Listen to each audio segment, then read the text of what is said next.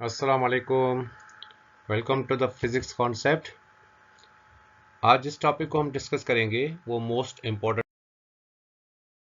Topic है और उस टॉपिक का नाम है रोटेशनल काइनेटिक एनर्जी। इससे पहले हमने काइनेटिक एनर्जी को पहले भी डिस्कस किया हुआ है और काइनेटिक एनर्जी जो होगी जो पहले हमने डिस्कस किया था उसको हम कहेंगे लीनियर काइनेटिक एनर्जी। लेकिन इस बार हमारे पास जो कॉन्सेप्ट है वो है रोटेशनल काइनेटिक एनर्जी। वैसे एनर्जी को हम जो डिफाइन करते हैं काइनेटिक एनर्जी को, तो energy possessed by a body due to its motion is called kinetic energy. इसका मतलब है अगर किसी बॉडी किसी मोशन के साथ मूव कर रही है तो उसके अंदर जो एनर्जी पजेज होती है उस एनर्जी को हम कहते हैं काइनेटिक एनर्जी। लेकिन यहाँ पे रोटेशनल काइनेटिक एनर्जी का कॉन्सेप्ट क्या है, अब थोड़ा सा ध्यान से देखिएगा।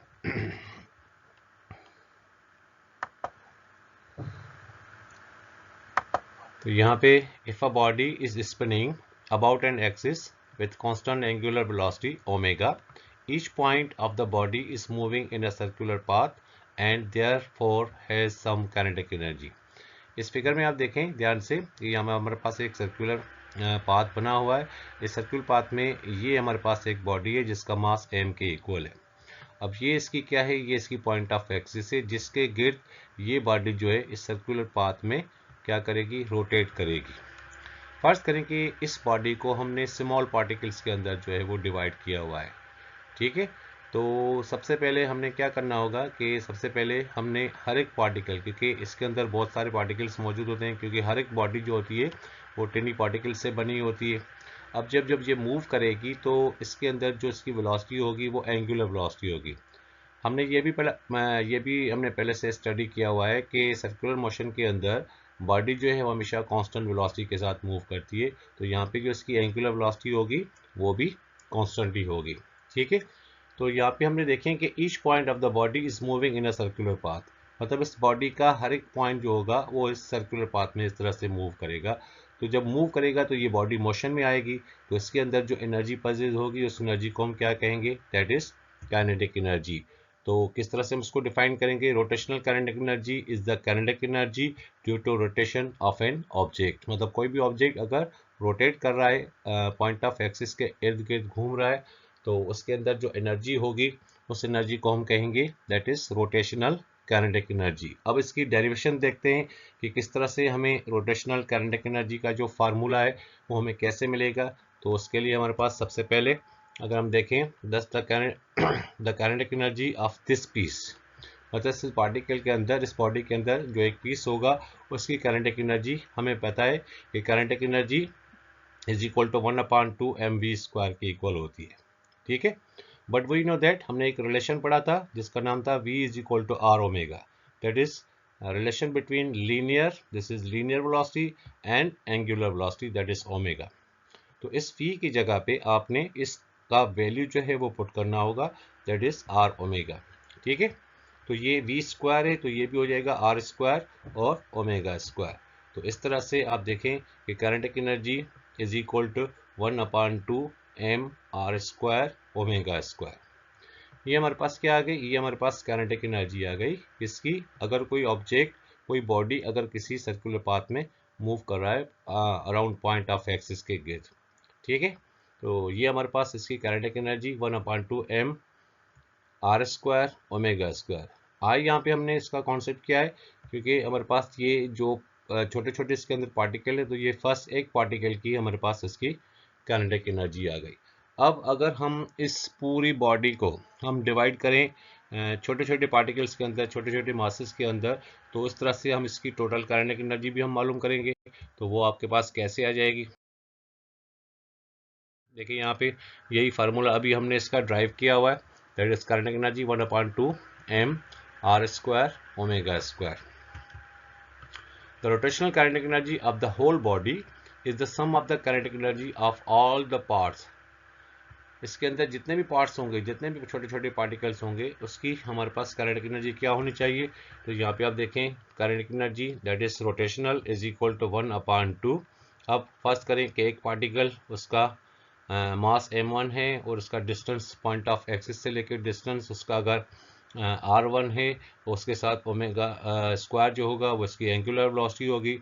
अगर आप थोड़ा सा ध्यान दें तो यहाँ पे हमने मास के साथ भी नंबर 1 लगाया है, आर के साथ भी नंबर लगाया है, लेकिन ओमेगा के साथ नहीं लगाया, क्योंकि हमें पता है कि बॉडी जो है वो सर्कुलर पाथ में जब मूव करती है तो उसकी वेलोसिटी जो होती है वो हमेशा कांस्टेंट होती है। तो हर एक पार्टिकल की जो वेलोसिटी होगी, इसके अंदर जितने भी पार्टिकल्स होंगे उसकी जो वेलोसिटी होगी वो सबकी सेम होगी, कांस्टेंट होगी। ठीक है, तो ये फर्स्ट पार्टिकल का plus second particle m2 r2 square omega square plus इसी हिसाब से अगर थर्ड पार्टिकल होगा तो इस तरह से इसको हम लिखते जाएंगे अप टू सो ऑन, जितने भी पार्टिकल्स इसके अंदर मौजूद होंगे इस बॉडी जिसका मास m के इक्वल है। तो यहाँ पे काइनेटिक एनर्जी आप देखें, rotational kinetic energy is equal to 1/2 m r square, क्योंकि ओमेगा स्क्वायर यहाँ पे भी है, यहाँ पे भी है, हमने इसको क्या ले लिया, कॉमन ले लिया, क्योंकि ओमेगा स्क्वायर क्या है हमारे पास, कांस्टेंट है, सेम वेलोसिटी के साथ मूव कर रहा है। तो m1 r1 square plus m2 r2 square plus up to so on. अगर आपको याद है तो इससे पहले हमने मोमेंट ऑफ इनर्शिया का एक टॉपिक किया था। तो मोमेंट ऑफ इनर्शिया को हम आई से डिनोट करते हैं और उसका जो प्रोडक्ट होता है वो m इंटू आर स्क्वायर होता है। तो m r स्क्वायर आपको यहाँ पे भी नजर आ रहा है, यहाँ पे भी प्लस अप टू आगे भी होगा अप टू सो ऑन तक। तो we know that I is equal to m r square, that is moment of inertia.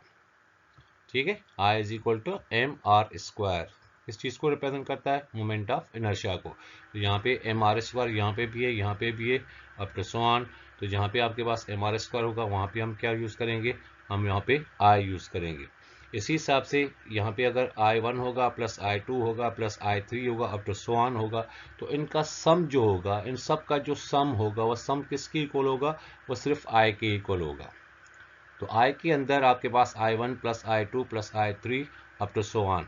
ठीक है, तो यहाँ पे देखें rotational kinetic energy is equal to 1/2 I क्या हो गया, इसके सम के हिसाब से आ गया I 1/2 I ओमेगा स्क्वायर, क्योंकि यहाँ पे 1/2 है, ये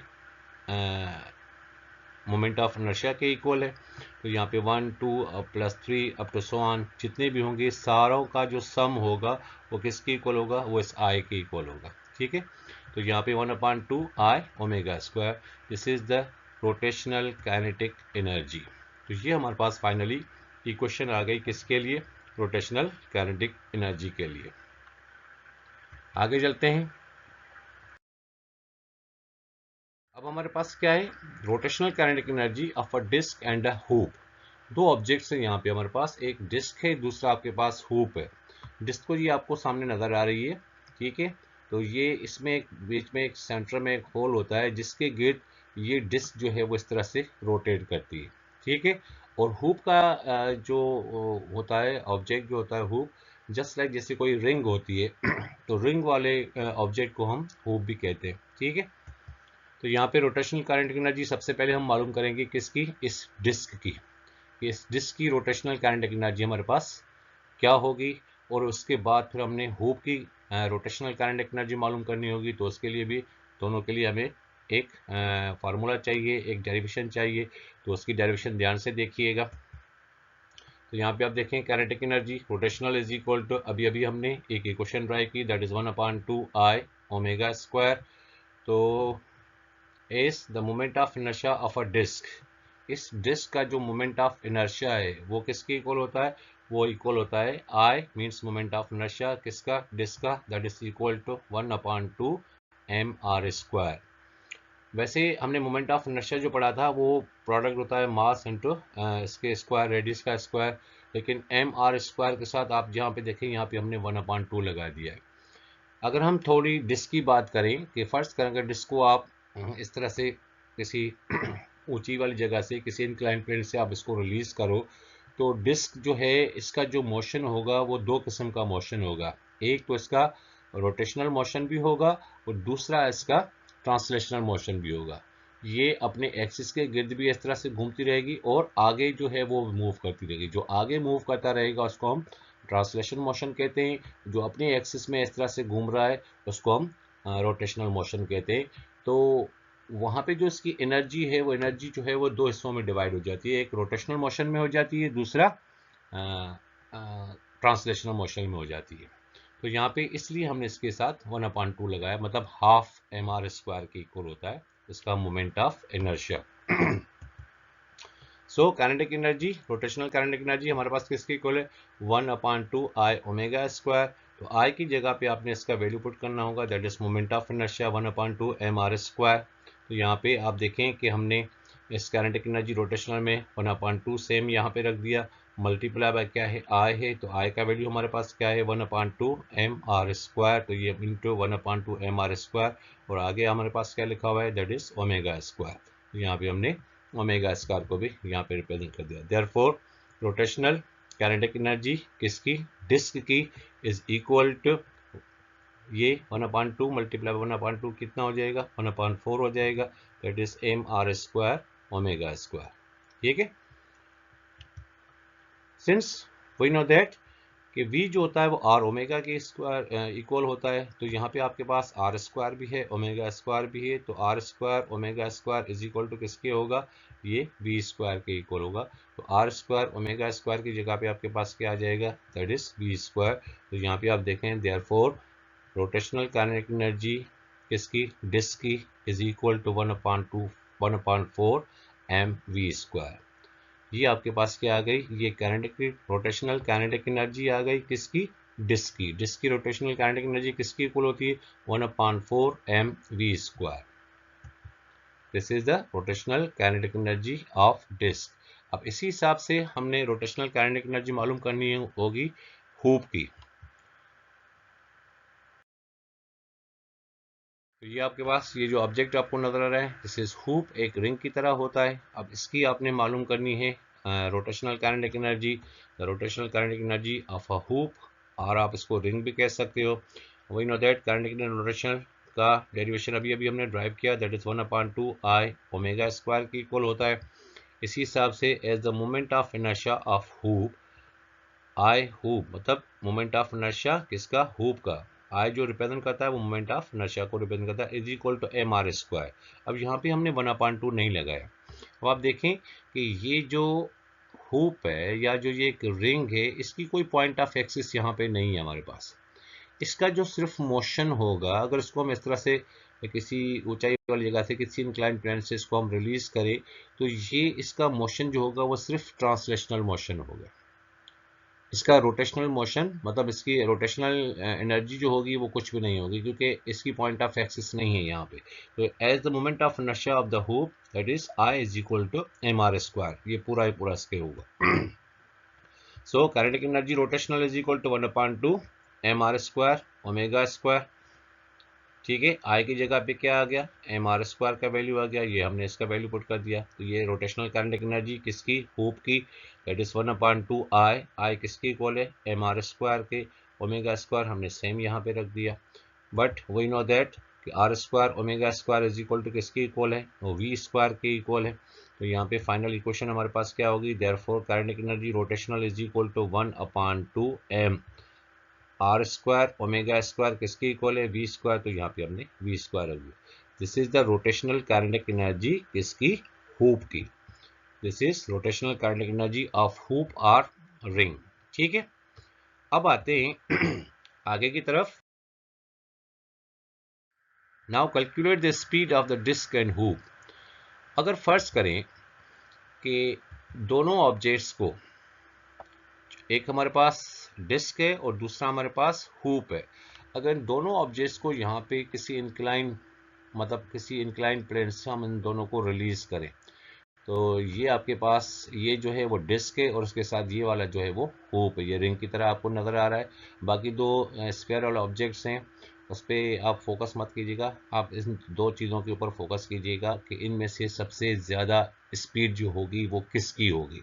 फिलहाल तो आपको नज़र आ रहा है कि डिस्क जो है वो पहले नीचे की तरफ आ रही है और रिंग जो है मतलब हूप जो है वो इसके बाद आ रहा है।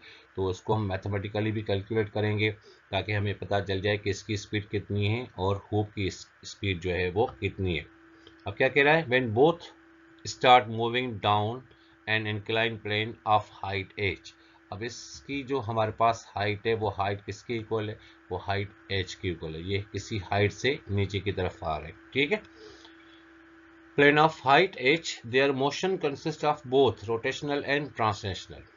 अब यहाँ पे आप दो चीजें नजर आ रही हैं, रोटेशनल मोशन भी आपको नजर आ रहा है और ट्रांसलेशनल मोशन। इसका मतलब है कि ये डिस्क अपने पॉइंट ऑफ एक्सिस के गिर्द भी घूम रही है और आगे की तरफ मूव भी कर रही है, आगे की तरफ मूव भी कर रही है। ठीक है, translational, rotational and translational motion if no energy is loss against friction, मतलब अगर फ्रिक्शन की वजह से कोई एनर्जी लॉस नहीं हो रही। ठीक है, the total kinetic energy of the disc or hoop on reaching the bottom, bottom मतलब जो नीचे की पॉइंट है, reaching the bottom of incline must be equal to its potential energy at the top.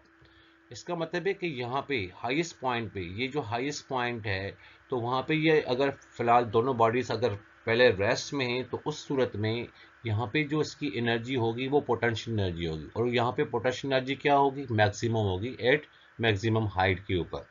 क्योंकि अगर किसी ऑब्जेक्ट को हम नीचे से ऊपर की तरफ लेके जाते हैं तो उस ऑब्जेक्ट को ऊपर किसी हाइट पे हमें पकड़ के रखना पड़ता है।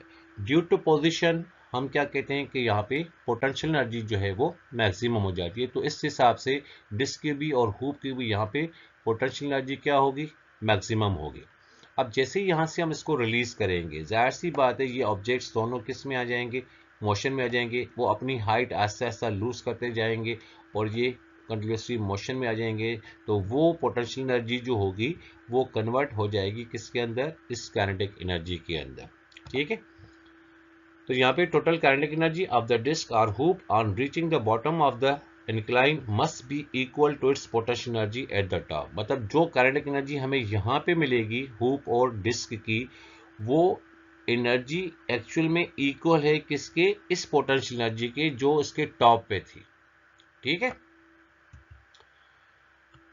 अब इसमें थोड़ा सा और चीज देखें। A rolling object has both translational and rotational kinetic energy.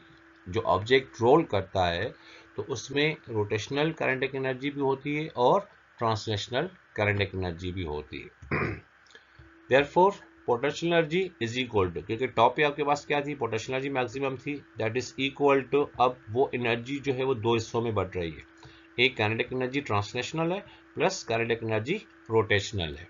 ठीक है, तो सबसे पहले देखते हैं कि पोटेंशियल एनर्जी किसकी इक्वल है, that is mgh is equal to kinetic energy translation हमारे पास किसकी इक्वल होती है, सिंपल हमारे पास जो काइनेटिक एनर्जी होती है ट्रांसलेशनल लीनियर मोशन में, that is 1/2 mv² plus kinetic energy rotational, अभी अभी हमने इक्वेशन ड्राइव की थी रोटेशनल काइनेटिक एनर्जी की 1/2 I omega square. I moment of inertia और ओमेगा एंगुलर वेलोसिटी को रिप्रेजेंट करता है। ठीक है, अब सबसे पहले हम मालूम करते हैं किसकी, डिस्क की स्पीड फॉर डिस्क। उसके लिए हमें एक फार्मूला चाहिए, एक डेरिवेशन चाहिए, एक इक्वेशन चाहिए, ताकि आगे जाके हम इसकी स्पीड जो है वो मालूम कर सके। ठीक है, तो सबसे पहले स्पीड कैलकुलेट करते हैं किसकी, डिस्क की। अब ये फार्मूला जो हमने यहाँ पे लिखा mgh is equal to 1/2 mv² plus 1/2 I omega square. इसका मतलब potential energy is equal to kinetic energy translational plus kinetic energy rotational. तो स्पीड पोटेंशियल एनर्जी तो सेम mgh है is equal to translational kinetic energy 1/2 mv², वो भी same है। जबकि यहाँ पे आपके पास क्या है, ये काइनेटिक एनर्जी रोटेशनल है। हमने डिस्क की रोटेशनल काइनेटिक एनर्जी मालूम की थी, जो हमारे पास इसका वैल्यू आया था दैट इज 1/4 mv² के इक्वल था। ठीक है, रोटेशनल काइनेटिक एनर्जी किसकी, डिस्क की। डिस्क की हमने जो पहले मालूम की तो उसमें हमने मालूम किया 1/4 mv²। ठीक है, अब आप देखें कि यहाँ पे mgh is equal to 1/2 mv² plus 1/4 mv²। mv² यहाँ पे भी है, यहाँ पे भी है, हम इसको कॉमन ले सकते हैं। तो बाकी आपके पास क्या आ जाएगा, that is mgh is equal to mv², यहाँ पे भी था, यहाँ पे था, हमने इसको कॉमन ले लिया। तो ये 1/2 प्लस 1/4। अब इसकी जो एलसीएम होगी वो एलसीएम कितनी होगी, वो 4 इसकी एलसीएम हो जाएगी। ठीक है, 4 अगर एलसीएम है तो 4 को यहाँ पे लेके आएंगे, 2 2 ज़ा 4 हो जाएगा, तो ये 2 आ जाएगा यहाँ पे 4 4 कैंसिल हो जाएगा, तो बाकी यहाँ पे क्या आ जाएगा, 1 आ जाएगा। तो ये ऊपर हो गया 2 + 1/4। तो 2 + 1 किसके इक्वल होता है, 3 के। तो यहाँ पे इक्वेशन क्या हो गई। अब उस सूरत में यहाँ पे एक और चीज़ आप देखें कि आपके पास जो यहाँ पे मास है, यहाँ पे भी आपके पास मास है और यहाँ पे भी आपके पास मास, दोनों मासेस को हमने क्या करना होगा, कैंसिल करना होगा, ये दोनों कट हो जाएंगे। तो बाकी आपके पास यहाँ पे क्या बचेगा, यहाँ पे आपके पास आ जाएगा GH, क्योंकि m और m यहाँ पे कैंसिल हो गया। यहाँ पे GH इज इक्वल टू, यहाँ पे क्या बचा v स्क्वायर और उसके साथ मल्टीप्लाई में क्या है 3/4। 4 यहाँ पे डिवाइड में अगर मैं इसको इज इक्वल की उस तरफ लेके जाऊँ तो ये 4GH हो जाएगा। 3 यहाँ पे v स्क्वायर के साथ मल्टीप्लाई में इसको अगर हम इज इक्वल की उस तरफ लेके जाए तो ये 3 डिवाइड में आ जाएगा। तो इक्वेशन क्या बन जाएगी, that is v square is equal to 4GH/3। ठीक है, क्रॉस मल्टीप्लाई किया हमने तो ये v के ऊपर स्क्वायर है। अगर स्क्वायर को हमने ख़त्म करना होता है तो हम क्या लगाते हैं, रेडिकल लगाते हैं, अंडर रूट लगा देते हैं। तो इसकी दूसरी साइड पे आपके पास क्या हो जाएगा, that is v is equal to, क्योंकि इसको भी अंडर रूट लगाएंगे तो इसका स्क्वायर खत्म हो जाएगा, that is v is equal to, फिर यहाँ पे आपके पास क्या आ जाएगा, अंडर रूट 4GH/3। तो फाइनली हमने स्पीड का फार्मूला ड्राइव कर लिया, किसके लिए, डिस्क के लिए। ठीक है, उसके बाद हमने फार्मूला ड्राइव करना होगा, स्पीड का फार्मूला ड्राइव करना होगा किसके लिए, ये हमारे पास जो हुप है, इस हुप का हमने फार्मूला ड्राइव करना है। ठीक है, तो यहाँ पे देखते हैं स्पीड फॉर हुप और रिंग। तो सेम वही पोटेंशियल एनर्जी जो होती है वो kinetic energy translational plus kinetic energy rotational के इक्वल है इस मोशन के अंदर। तो potential energy mgh is equal to 1/2 mv square plus 1/2 mv square. ठीक है, क्योंकि रोटेशनल काइनेटिक एनर्जी इसकी जो हमने मालूम की थी वो भी हमारे पास क्या थी, 1/2 mv स्क्वायर। तो 1/2 mv square plus 1/2 mv square, इसका मतलब है कि आधा हमारे पास हाफ ये है और हाफ ये है। हाफ प्लस हाफ, दोनों हाफ को अगर मिलाया जाए तो क्या बन जाएगा, 1 बन जाएगा, 1 बन जाएगा। तो यहाँ पे आपके पास क्या हो गया, mgh is equal to mv square, क्योंकि बेटा यहाँ पे देखिए 1/2 mv स्क्वायर है, आधा ये है, आधी काइनेटिक एनर्जी ये है हमारे पास, प्लस आधी ये है। तो 1/2 प्लस 1/2, भाई 1/2 का मतलब क्या होता है, 0.5, 0.5 प्लस 0.5 तो क्या हो जाएगा, 1 की इक्वल हो जाएगा। 1 को मल्टीप्लाई करेंगे mv स्क्वायर के साथ तो क्या हो जाएगा, mv स्क्वायर बन जाएगा। ठीक है, तो यहाँ पे क्या हो गया, mgh is equal to mv square. अब यहाँ पे देखो कि मास यहाँ पे भी है, तो ये मास इस मास के साथ क्या हो गया, कैंसिल हो गया। तो बाकी आपके पास क्या बचेगा, बाकी आपके पास GH यहाँ पे होगा और v स्क्वायर यहाँ पे होगा। तो इसको हम ऐसे करके लिख सकते हैं, v स्क्वायर, v के ऊपर स्क्वायर है तो स्क्वायर खत्म करने के लिए यहाँ पे क्या आ जाएगा, अंडर रूट आ जाएगा, that is v is equal to under root GH। अब ये फार्मूला है किसके लिए, हुप के लिए, स्पीड फॉर द हुप के लिए। वो जो फार्मूला था स्पीड फॉर द डिस्क के लिए। ठीक है, ये दोनों फार्मूलाज भी हमने ड्राइव कर लिए। तो आगे देखते हैं, एक प्रॉब्लम है हमारे पास, प्रॉब्लम को सॉल्व करते हैं। Now let's calculate the speed of disc and hoop. अब हमें चेक करना होगा कि डिस्क की और हुप की स्पीड यहाँ पे इस इंक्लाइन प्लेन के ऊपर, यहाँ पे हमने एक हाइट कंसीडर की है कि यहाँ पे हमारे पास जो उसकी ऊंचाई है, जो उसकी हाइट है वो तकरीबन 10 मीटर्स की है। तो 10 मीटर की ऊंचाई से जब नीचे की तरफ आएंगे तो हमें यहाँ पे कैलकुलेट करना पड़ेगा कि डिस्क की स्पीड फिर कितनी होगी और हुप की स्पीड जो है वो कितनी होगी। ठीक है, तो सबसे पहले स्पीड फॉर डिस्क मालूम करते हैं। फार्मूला हमारे पास क्या है, v is equal to under root 4GH/3। 4g gravity को हम बोलते हैं और इसका एक कांस्टेंट वैल्यू है, that is 9.8 metre per second square. h यहाँ पर हमारे पास हाइट है which is equal to 10 metre divided by 3। तो यहाँ पे इसके वैल्यूज जो है वो पुट करते हैं, 4 मल्टीप्लाई बाय 9.8, जी का वैल्यू, h का वैल्यू 10 डिवाइडेड बाय 3। इन तीनों को आपस में मल्टीप्लाई करें, मल्टीप्लाई करने के बाद हमारे पास रिजल्ट क्या आ गया, 392 डिवाइडेड बाय 3। अब इसको इसके साथ डिवाइड करें, डिवाइड करने के बाद हमारे पास अंडर रूट 130.66 था। अब इसका अंडर रूट मालूम करेंगे तो अंडर रूट हमारे पास कितना आ जाएगा, v is equal to 11.43 metre per second. ये स्पीड हमारे पास आ गई किसकी, डिस्क की। ठीक है, अब देखते हैं हुप की स्पीड हमारे पास क्या है। नाउ स्पीड फॉर हुप और रिंग, उसके लिए हमारे पास फार्मूला क्या था, v is equal to under root GH। ठीक है, रेडिकल GH, g का वैल्यू 9.8 और h हमारे पास कितनी है, सेम हाइट से दोनों को हमने रिलीज किया है, h is equal to 10 metre. तो यहाँ पे देखते हैं v is equal to under root 9.8 multiply by 10, g का वैल्यू 9.8, h का वैल्यू हमारे पास 10 है। इन दोनों को मल्टीप्लाई करेंगे तो ये 98 बन जाएगा। इसका जब अंडर रूट निकालेंगे तो हमारे पास क्या आएगा, v is equal to 9.89 metre per second. अब आपने देख लिया कि this is the speed of disc and this is the speed of hoop. तो स्पीड ऑफ डिस्क जो है वो ज़्यादा है किसके मुकाबले में, स्पीड ऑफ हुप के मुकाबले में। इसका रीज़न ये है कि डिस्क की स्पीड यहाँ पे ज़्यादा क्यों है और हुप की स्पीड यहाँ पे कम क्यों है। ये डिस्क पहले क्यों नीचे की तरफ आती है जबकि हुप जो है वो थोड़ा सा बाद में नीचे आता है। इसका मतलब ये है कि जो डिस्क थी हमारे पास उसके पास दो मोशन थे, एक ट्रांसलेशनल मोशन भी था और एक रोटेशनल मोशन भी था। वहाँ पे जो मैक्सिमम हाइट पे इसकी पोटेंशियल एनर्जी मैक्सिमम थी तो उसने यहाँ से बॉडी रिलीज हुई नीचे की तरफ आ रही थी तो उसने अपनी पूरी एनर्जी जो है, आधी एनर्जी उसने यूज़ कर ली रोटेशनल काइनेटिक एनर्जी के अंदर और आधी एनर्जी उसने यूज़ कर ली ट्रांसलेशनल काइनेटिक एनर्जी के अंदर। लेकिन हुप के पास क्योंकि रोटेशनल मोशन नहीं था, वो सिर्फ ट्रांसलेशनल मोशन था, तो ये नीचे की तरफ इस तरह से मूव करता हुआ, क्योंकि इसके पास कोई पॉइंट ऑफ एक्सिस नहीं थी जिसके गिर्द वो बॉडी रोटेट करती या क्या करती। तो इस हिसाब से उसकी जो पूरी एनर्जी जो थी पोटेंशियल एनर्जी वो सिर्फ ट्रांसलेशनल मोशन के अंदर वो हो गई, बाकी इसकी रोटेशनल वाली जो है वो हो जाएगी। तो इस सूरत में हम कह सकते हैं कि speed of disc is always greater than speed of hoop. हमेशा स्पीड ऑफ डिस्क ग्रेटर होगी, ज़्यादा होगी इसके मुकाबले में, स्पीड ऑफ हुप के मुकाबले। तो ये था हमारे पास कॉन्सेप्ट जिसमें हमने सबसे पहले रोटेशनल काइनेटिक एनर्जी की बात की, फिर हमारे पास दो ऑब्जेक्ट्स आ गए, एक था हमारे पास डिस्क, दूसरी था हमारे पास हुप। डिस्क की और हुप की भी हमने रोटेशनल काइनेटिक एनर्जी मालूम कर ली। उसके बाद हमने फाइनली उन दोनों का डिस्क का स्पीड का फार्मूला भी ड्राइव किया और रिंग या हुप का भी हमने स्पीड का फार्मूला किया और फाइनली हमने एक प्रॉब्लम सॉल्व किया जिसमें हमने चेक किया कि स्पीड ऑफ डिस्क और हुप में क्या फ़र्क है, क्या कौन सा पहले ऑब्जेक्ट नीचे की तरफ आएगा जो दूसरा ऑब्जेक्ट बाद में आएगा।